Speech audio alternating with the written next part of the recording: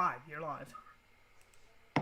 Hi, everybody. Thanks for joining Direct Line. I'm Jimmy Jarmello, also known as Jimmy from the Shore. I live in District 37. I'm here with Mark Umphrever. I always say his name completely wrong. And Dwight Patel is running the board today. And we have Senator Salings with us as we're going to be discussing issues affecting Maryland and his district in general, and talking about his congressional race. Jimmy Jarmello, welcome, Senator. From the Shore, plugging away with the 2020 election. District 37. I'm here with Mike. Welcome, Senator. Thank you for joining us today. I always say his name completely. Well, thank you for the invite. I appreciate it. Thank you so much. Senator Salings with us. So, Senator, you've been having a lot of back and forth recently about the controversy in Baltimore about defunding the police. One of your colleagues, was incredible. She was describing, I don't know if I have this right. Thank you for joining us today. But describing police as a 19th century strategy. What's this all about? Your guess is as good as mine. My problem with all of it is that, there is no respect in our country anymore. It's got to come back to where, we respect our police officers. We've come to a place right now where we have authority, and the authority is our police officers. And at any given time, if we are in distress, if we are in trouble, a good example is that we have situations where we have flooding. So we call police officers, we call EMS, we call the fire department, and we need them. So, it's a situation where we always got to have our police officers at hand, and we've lost a sense of respect for them. I think it really makes me wonder what folks in Baltimore City are thinking when they talk about defunding the police, when you've got a murder rate that continues to be out of control. It's actually, as I understand it, higher this year than it was last year. And it is. And I'll take, excuse me just for a second. Sorry about that. It is. And the problem with all of it is of Dundalk and Essex. And it's been a problem for a long time. But if you really think about it, they have not really just answered the call, because as you see, our homicide rate continues to be over 300 every year. So, why aren't they getting answers? Why aren't they getting results? I think it's insanity. It's the same thing over and over and over. Senator, while we're on this topic, you're running for Congressional District 2, and your district's pretty diverse, different walks of life. Tell me, how do you represent everybody? Let's say you run, let's say you win, and that seems to be the plan. But you make it to Congress.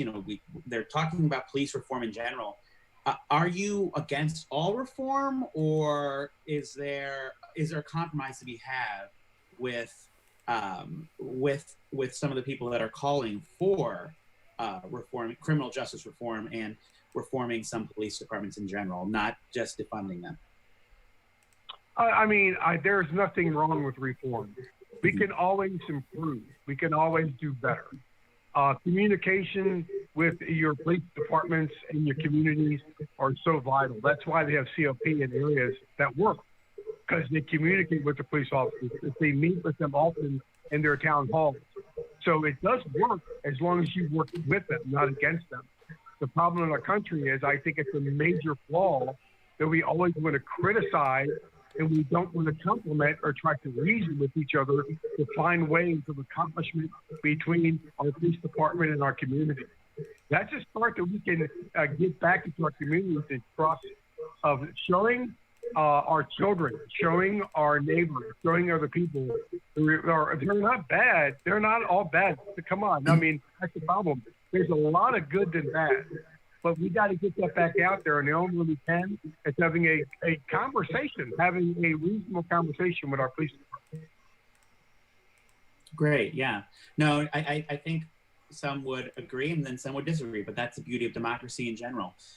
Senator, I just want to transition over. Mark, did you have anything else on this topic before we transition over? Go Senator, I want to transition over real quick, and I did an interview with Senator Eckhart, one of your colleagues in the caucus, and one of the questions I had pressed on her was her vote for Kerwin. I know you voted along with several other Republicans in the Senate. What was your reason behind that? And I know you have been criticized by some of your constituents, as well as that Senator Eckhart and others that voted for the Kerwin Republican-wise. Tell me your thinking behind that, and why was that such a hard vote for you, if it was? It was a very, very, very hard vote for me. And as I've talked to a lot of my constituents, of course, there's regret. We all have made decisions that we have regretted. And I'm a very honest person. As people that know me know that I am very honest. And I regret why was that voting such for a I've told people that it came down to I would support my governor with his veto. Why? Because I think right now is not the time for Kerwin. I think there needs to be more changes in that. I think there needs to be less of the financial burden that would be to our state and our community. I've seen in areas where we put pauses in to help out each year, and that we could relook at it every year, that we could literally stop it. I mean, that was one of the things that we looked at that said, well, this was something that was good that they couldn't get in the House, but we got in the Senate. But again, I look at Kerwin and I say, now's not the time for that. Now's the time to vote with our governor and, hopefully the veto will stay. Because right now in our state and in our nation, the governor has given amounts of money that has been a record amount every year to help our education. And I think we can go about that way, and I think we can hold off on Kerwin right now. So just to clarify, would you encourage Senator Eckhart and others? Senator Eckhart is my senator in District 37, hence why I'm going back to her. To vote with the governor on this veto when it comes to fruition? I think when we've talked, the Republican Senate and our caucus gets together almost every other week, and we talk about issues, especially with the coronavirus, but issues in our state. And this is one that we talked about some of the vetoes that the governor has done with some of the bills and on his desk. So I think we're all on the same page. I haven't personally have a conversation with the good senator, but I believe I could sit down and reason with her, and I think we would be close to being on the same page working with the governor with his veto.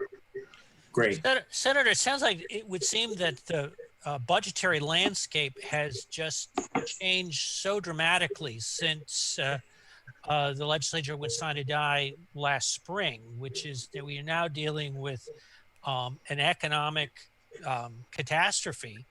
Does that really kind of also change the narrative? I mean,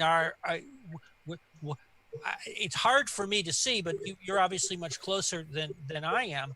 It's hard for me to see that you can simply go into the next session without acknowledging the fact that it's going to be awfully hard to take on some new financial commitments. It's going to be tough simply to maintain the current ones. Am I just in the bubble, or is that something that's a reasonable expectation in Annapolis coming up next year? It's very realistic. There has to be cutbacks. There's got to be ways we can work where I believe the governor has executive noms every year as appointees throughout the year, each year. And I think a lot of them that need position in some areas of his staff and the people that work throughout the state of Maryland, I think they're going to be holding that back and not filling some of those positions. Some of them are volunteer, some of them are paid positions. So I think some of those need to be on hold. I think there'll be major cutbacks in areas through the budget. If you think about what probably has to happen is, between health and education and the economy in the state of Maryland itself through I can think of so many things, but through our budget, I think we're going to have to find ways that we have to cut back tremendously. And we're going to work with the governor as much as we can to see where we can cut these areas and be really very wise with our finances and our taxes in the state of Maryland, people's money. Now, education is, of course, one of the big tickets in the budget, both state and local government. And there's also been, in the last couple of weeks, a lot of controversy about the decision of various local school districts about whether or not how to go back, whether to do it partially in person, doing it all virtually, and what the right set of options are be. And the teachers unions have taken a very, very hard line against essentially all in-person education. And I know a lot of parents, a lot of citizens are frustrated by that. Does that change the way that the legislature looks at education in the coming session? We shouldn't be servants to the union. You know, I was in the union for 31 years, and I agree with some of the things that the union's done, and there's the things that I didn't agree with. And right now, the union shouldn't have to say, the union shouldn't be the king of all saying, well, we want this. I think there should be a time where legislation, the governor, and the teachers, because you have teachers that are not in the union also that have some say. The parents and the kids should have a say. I mean, this is not a one-sided issue. And I think they're trying to make it that way, but they need to realize we need to work together through this. I believe what the president is doing, he's trying to do the right thing with our education superintendent not in our state, but in our nation. And I think looking to her, our secretary that is finding ways to get our kids back in school. We need them back in school. Our kids, I think we need to find ways that we can set them up. And if we can do 3 days a week, let's work that out. But I understand the hot spots. I understand areas where it's going to be tough. But I think there's other areas where we can definitely see our kids can go back to school. So, Senator, here in Talbot County, Dr. Kelly Griffin, who is our superintendent, has just announced that they are pushing schools back, a couple weeks, and going to implement a plan where, kids have the option to work remotely for a little bit and then possibly go into school as they start phasing in children. Now, Dr. Salmon is a product of Talbot County, the state superintendent. She was the superintendent when I went to school in Talbot County as a young kid. That doesn't feel too long ago. But Sure. Tell me a little bit about, so I just want to make sure and clarify, you support the Board of Education members making these decisions and not the health professionals? I think you got to work. They have to work together. Mm-hmm. They have to work together. They have to reason with each other to make sure that more than anything, the safety of our kids is number one, and then the safety of our teachers are right along with it. Then we have bus drivers. Then we have substitutes. Then we have assistants. Then we have so many people that's a part of these missing pieces that I think people forget about. And every part of that is so important. So I think, I look at our stores today, for instance. We can put people in Kmart, Walmart.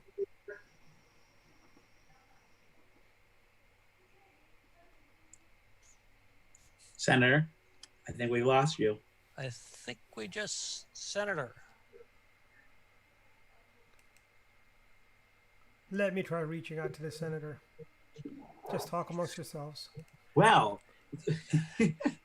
even though we're live, so Mark, what? So let me put you on the spot, Jimmy. What's the top issue? What's the top issue these days in your race in Oxford?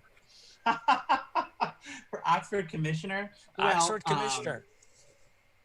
There, you know what? Surprisingly, there are no top issues. I think where we're focusing and what my race is all about is, and I'm joking about there's no top issues. There's always something we can do to improve our community.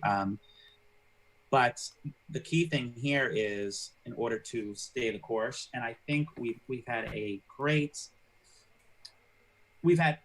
success with getting applications, grant applications met by Governor Hogan and others to really keep Oxford focused. And whether that's building a living shoreline, which is one of the projects we're working on, or enhancing our parks and rec, or even like looking to bring small businesses in, I think are all key topics that we've been doing and working with the current administration on. So, you know, staying the course, I think, is the biggest issue right now, not getting distracted by COVID-19 and others. I know that's a major issue, and it's really hurt some of our tourism because we depend on tourist dollars. Right. So it's nice to start opening back up, but for a while, the main issue was small businesses suffering because we couldn't open back up in general. So Senator's that back. was one of our big issues, but you never know. It shifts on a dime like that. The senator's back, by the way. Hi, Senator. He's still on mute. Let me unmute him. Okay, Hello, Senator. So I guess that Hey, sorry about that. no No problem. problem. We're non-commercial, but I think we'll just treat that as though we had a commercial break. Okay. They put Okay, me on you the got spot it. about You my got it. race, Senator. Yeah. So let's shift gears to your race for Congress, and let me ask you, Yeah. what are the top issues? What are the big issues that are of a federal nature? We mainly talked about state issues. Hang on, before you answer Well- that, Senator, I want to dive right in real quick and talk. Sure. I had something set up real quickly for this. Senator, tell Sure. me, you know, as your race is in November, are you concerned about the mail-in voting that the governor is now proposing? And you know, at first he was like, "Oh no, just fill out an application, but we're still going to have all these voting polls open." But now he's done a complete 180. Is that concerning to you with your race in general right now? I think everybody should be concerned, and I'll tell you why. And I've heard people say this.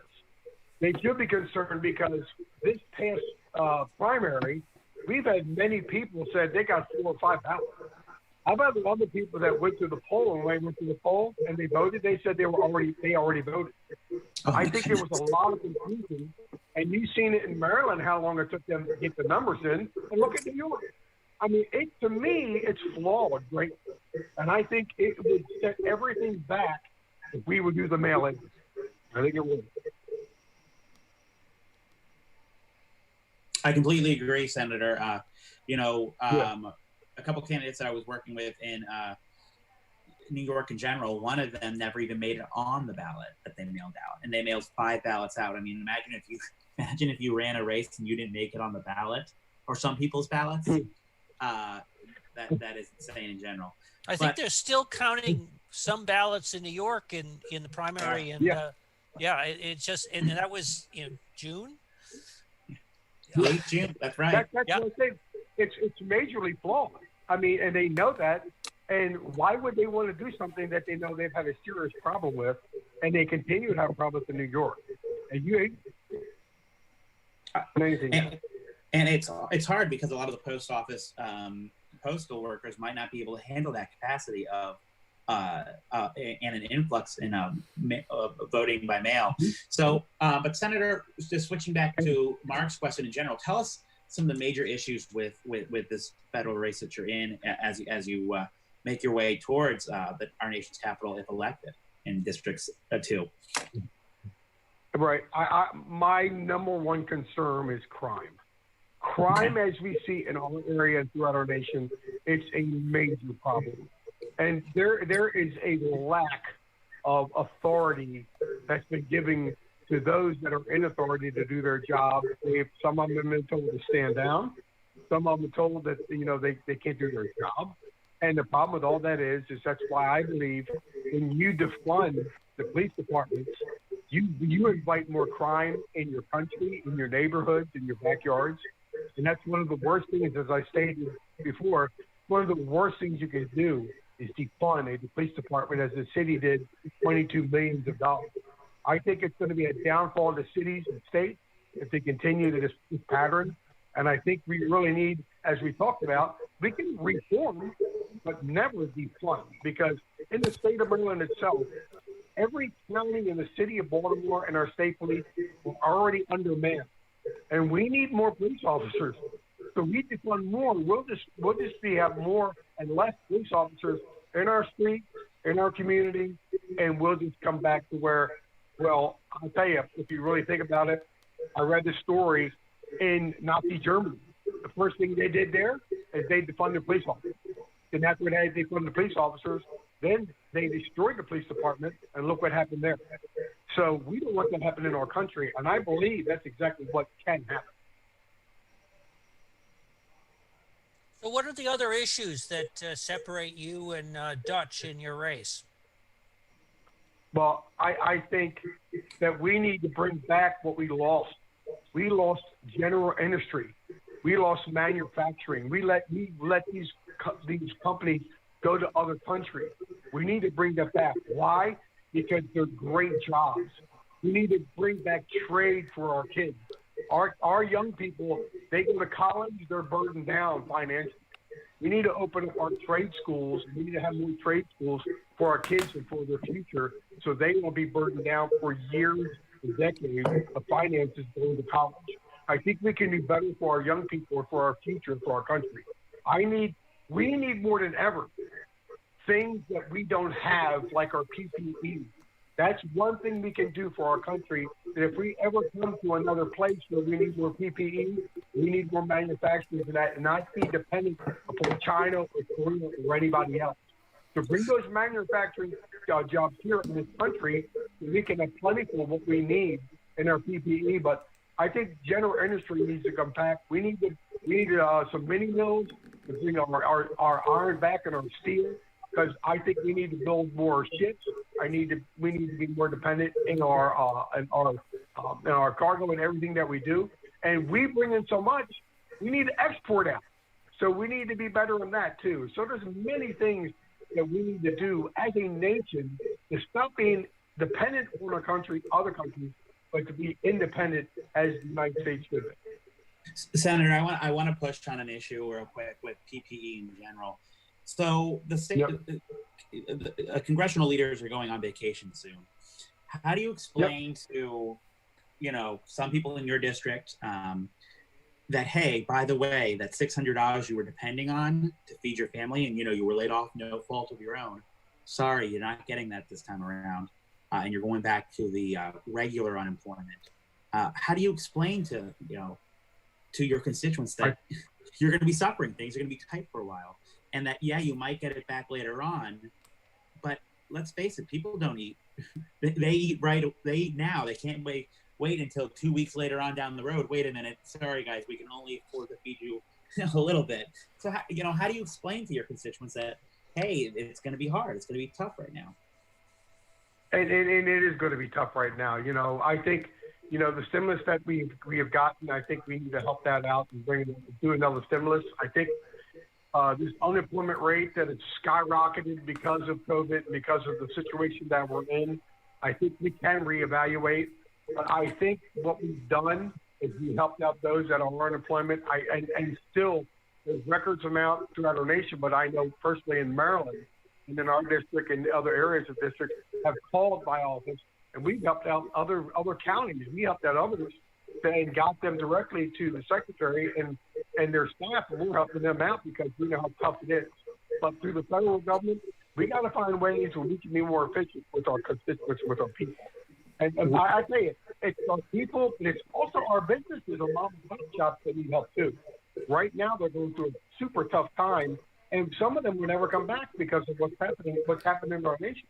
And so we really need to find ways where we can help our mom and pop shops. We can help small businesses. The big businesses are doing well because they've been deemed essential. So we got to find those right now that have been essential and help them, non-essential, and help them out. And I think those are unemployment. A lot of people are going back to work, which I'm very happy. But I still think we can reevaluate and find ways where we can make sure that people are going to be okay within the next month.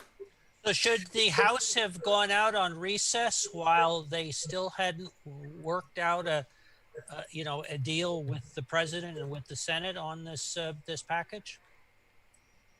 Yeah, and from what I've heard today, they extended it for another week. So they extended it for another week. They are usually off August and they're usually off October, but they extended for another week. They will still be in session to get this thing done. They said already, the president has stated, if they don't get this done, he'll get it done. So one way or another, I believe it will get done. Let me ask this.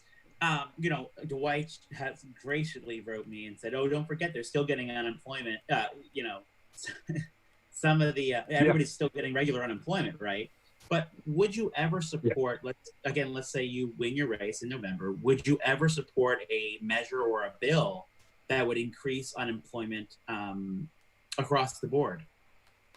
And not just saying adding $600, but would you ever increase it? Right. So if we ever found ourselves in this situation again, we wouldn't be struggling we wouldn't see families struggling as much as they are now, even with regular unemployment.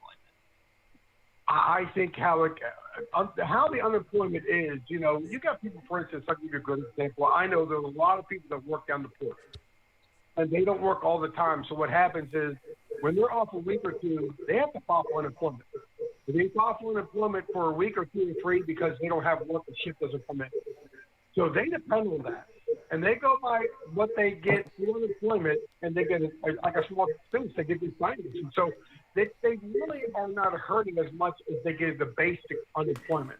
Now, the basic unemployment, that's something that we can reevaluate and find ways where, okay, we're not going to give them $600. Maybe they give them $200, with what they were talking about now, to give them instead of $200. The reason is they like to see people go back to work.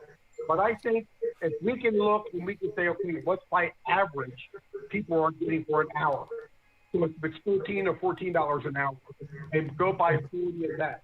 That's how you go about that. And you say, okay, maybe they should get that much amount weekly for the time that they are unemployed until they go back to work.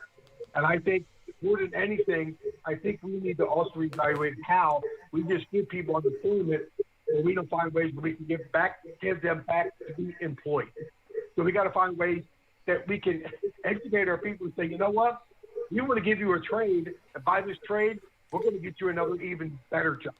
So maybe we can do that and evaluate that better to give them another job to benefit them so they won't constantly be on unemployment.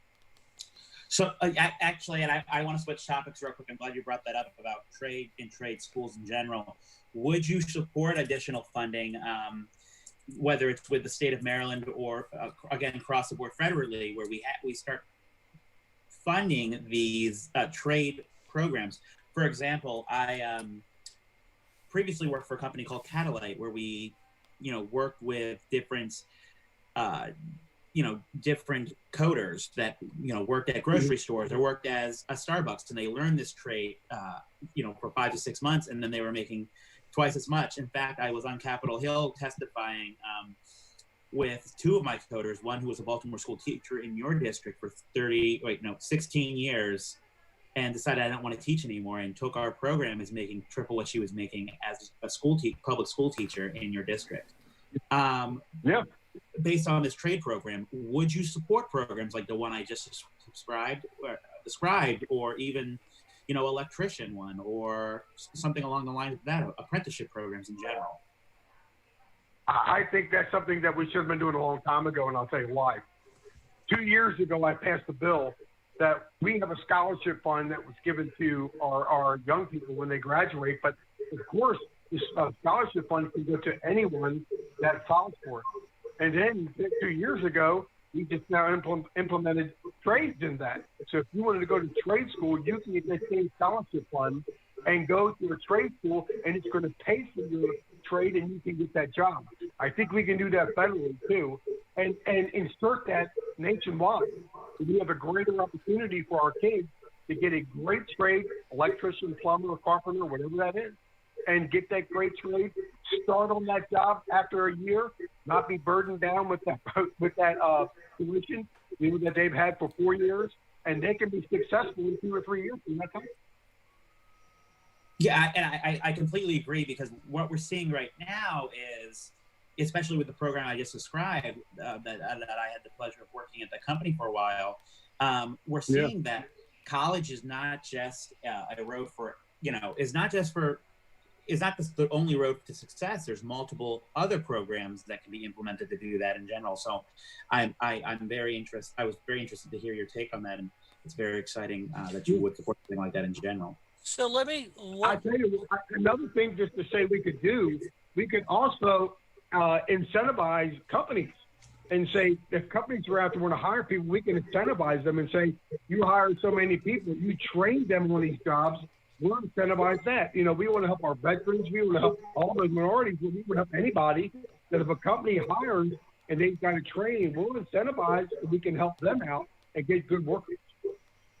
Yeah, I completely agree. There's programs like there's a veteran program in North Carolina where it's a veterans coding program, and they're veterans come back from war and they're learning again how to code in general and being put into these Fortune 1000 or Fortune 500 companies. So that's very exciting, Yeah. Senator. We've talked a lot about some education issues. I think one of the things that's really uppermost in people's mind is what is it going to take to get the economy going again?